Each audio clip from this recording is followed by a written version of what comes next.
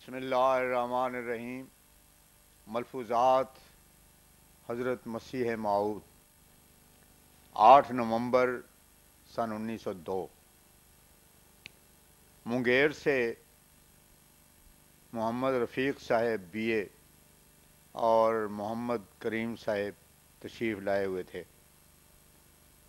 دونوں نے نماز فجر کے وقت حضرت اقدس سے بیعت کی۔ بیعت کر چکے تو حضور نے ارشاد فرمایا کہ ہماری کتابوں کو خوب پڑھتے رہو تاکہ واقفیت ہو، اور کشتی نوح کی تعلیم پر ہمیشہ عمل کرتے رہا کرو اور ہمیشہ خط بھیجتے رہو۔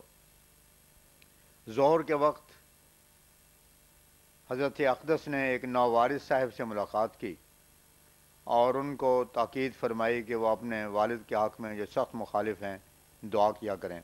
انہوں نے عرض کی کہ حضور میں دعا کیا کرتا ہوں اور حضور کی خدمت میں بھی دعا کے لیے ہمیشہ لکھا کرتا ہوں۔ اس پر حضرت اقدس نے فرمایا، توجہ سے دعا کرو، باپ کی دعا بیٹے کے واسطے اور بیٹے کی باپ کے واسطے قبول ہوا کرتی ہے۔ اگر آپ بھی توجہ سے دعا کریں تو اس وقت ہماری دعا کا بھی اثر ہوگا۔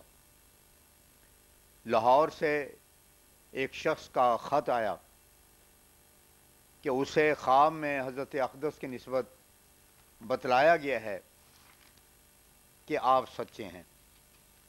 اس شخص کی ارادت ایک فقیر کے ساتھ تھی جو کہ داتا گنج بخش کے مقبرے کے پاس رہا کرتا ہے۔ اس شخص نے اس فقیر کا ذکر کیا تو اس نے کہا کہ مرزا صاحب کی اتنے عرصے سے ترقی ہونا ان کی سچائی کی دلیل ہے۔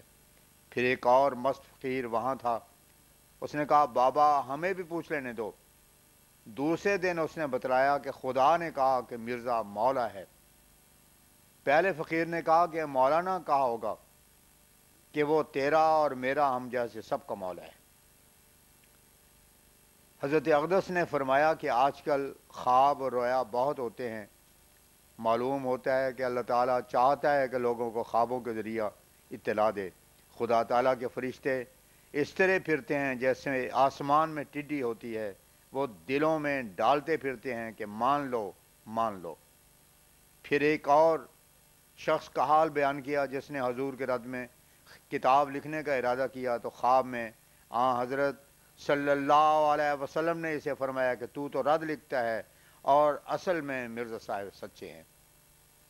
بعد نماز مغرب حضرت اقدس حسب معمول شانشین پر جلوہ گر ہوئے اور ایک شخص کے سوال کے جواب میں فرمایا، اصل قیامت کا علم تو سوائے خدا تعالیٰ کے اور کسی کو بھی نہیں، حتیٰ کہ فرشتوں کا بھی نہیں۔ اور وہاں ساعت کا لفظ ہے، اس کی مثال ایسی ہے کہ جیسے عورتوں کے حمل کی میعاد 9 ماہ 10 دن ہوتی ہے۔ جب 9 ماہ پورے ہو جائیں تو اب باقی 10 دنوں میں کسی کو خبر نہیں ہوتی کہ کون سے دن وضع حمل ہوگا۔ گھر کا ہر ایک بچہ، ہر فرد بچہ جننے کی گھڑی کا منتظر رہتا ہے۔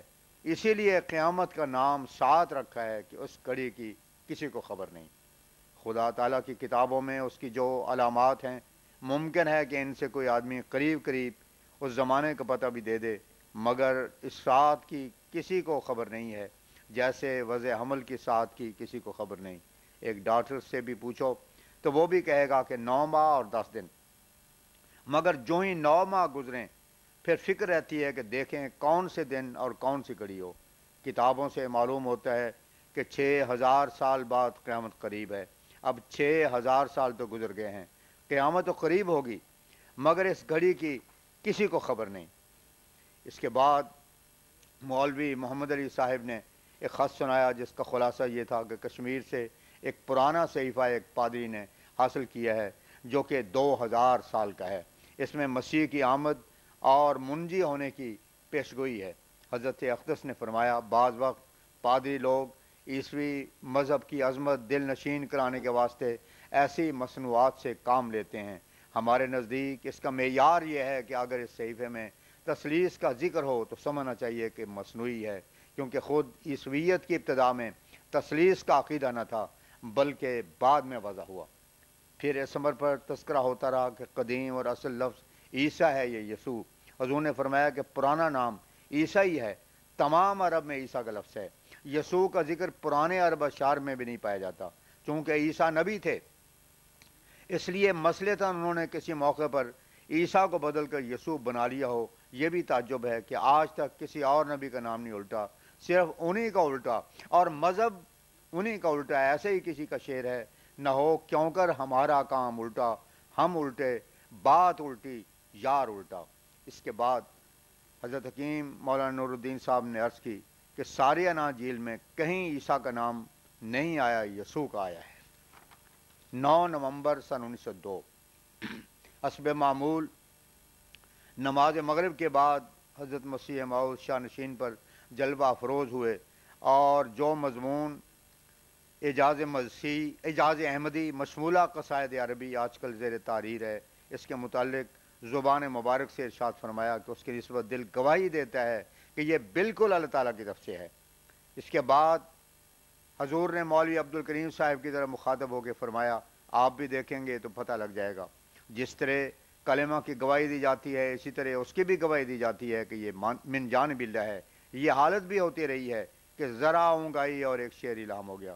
اسی طرح کئی اشعار اس میں الہامی ہیں، وہی یہ جلی بھی ہوتی ہے اور خفی بھی۔ یہی معلوم ہوتا تھا کہ دل میں مضمون پڑ جاتا ہے اور میں لکھتا جاتا ہوں، گویا یہ میری طرف سے نہیں ہے، اللہ تعالیٰ کی طرف سے ہے۔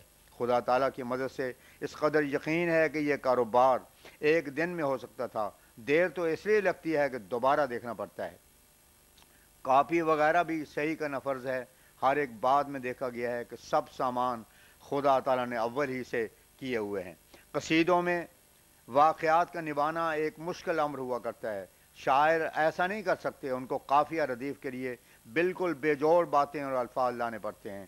اس مقام پر عربی کے 2 فقرے مقامات حریری سے پڑھے، جن میں بعض تلازم شعر کے لیے بالکل بے تعلق باتیں ذکر کی ہوتی تھیں۔ اس کے بالمقابل قل هو اللہ احد اللہ الصمد کو دیکھو۔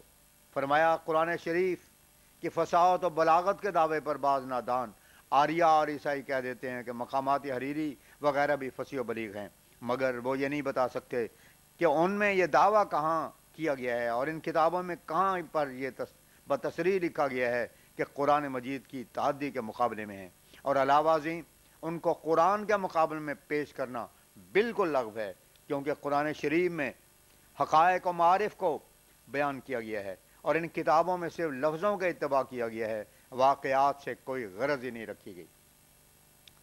آج کے مبائن میں سے ایک نے کچھ اظہار محبت کے کلمات کہے، اس پر حضرت اقدس نے فرمایا، آپ بڑے خوش قسمت ہیں کہ جو بڑے بڑے مولوی تھے ان کے لیے خدا نے دروازے بند کر دیے اور آپ کے لیے کھول دیے۔ خدا تعالیٰ کا آپ لوگوں پر بہت بڑا احسان ہے۔ دعا کی درخواست پر حضور نے فرمایا، میں اپنے دوستوں کے لیے 5 وقتہ نمازوں میں دعا کرتا ہوں اور میں تو سب کو ایک سمجھتا ہوں۔ اس کے بعد ایک امرتسری دوست نے اپنی پنجابی نظم سنائی، جس میں انہوں نے اپنے خواب کا ذکر اور حضرت اقدس کی زیارت کا شوق اور بیعت کی کیفیت اور حضرت اقدس کے فیوز و برکات کا ذکر درد دل اور دلکش پیرایا میں کیا ہوا تھا۔